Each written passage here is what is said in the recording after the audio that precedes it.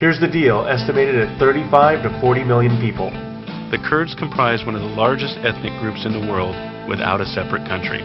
They have been invaded and conquered by some of the all-time greats, including the Sumerians, the Persians, Alexander the Great, the Mongols, and the European Crusaders.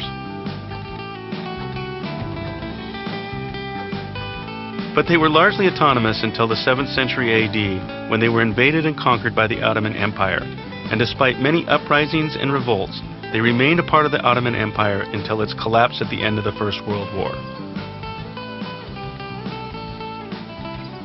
After World War I, a series of treaties were signed giving the Kurds their own country, but in 1922, the Turks and the British reneged on the agreement. The Turks did it because, well, hey, they're the Turks. And the British did it because about that time they discovered oil around the Kurdish city of Kirkuk. At that point, the British decided to take 3 different groups living in the region: the Kurds in the north, the Sunni Arabs in the west, and the Shia Arabs in the south, and declare them a country. This is how Iraq came to be. Meanwhile, the rest of the Kurds were split up between 3 other countries: Turkey, Iran, and Syria. In Iraq, a fake monarchy was installed and the country became another part of the British Empire. Confused yet? Throughout the 20s, 30s, and 40s, the Kurds in northern Iraq revolted against the British. To subdue the Kurds, the British waged some of the first large-scale air attacks in history. In what was to be a predecessor of the use of air power during the Second World War, the British assembled an air force of approximately 1,500 planes in Baghdad and would regularly bomb the city of Suleimani and other areas in the Kurdish region. Which brings us to an interesting trivia question. Who was the first person to use mustard gas on the Kurds? If you said Saddam Hussein, you would be wrong.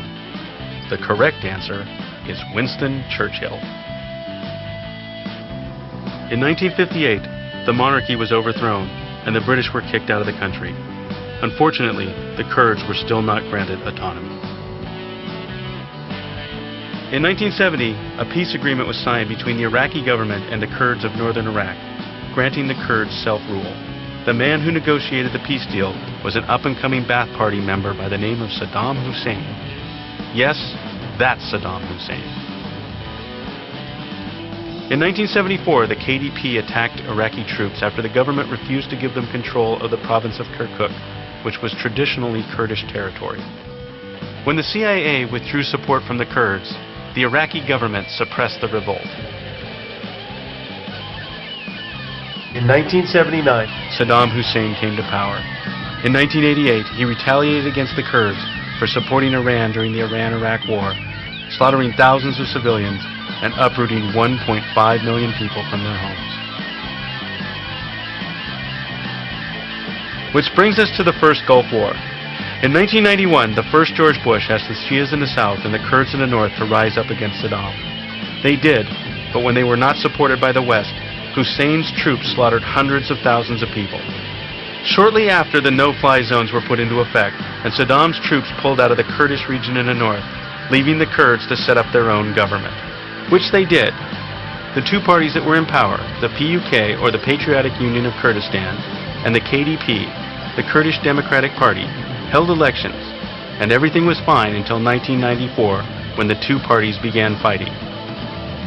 The fighting continued until 1996, when the 2 parties declared a ceasefire. They negotiated a settlement in 1998, and they agreed to split the Kurdish territory into 2 regions, one under the control of the KDP and the other under the control of the PUK. This continued until 2003, when the United States launched an attack against Saddam Hussein and removed him from power, which brings us all the way up to today.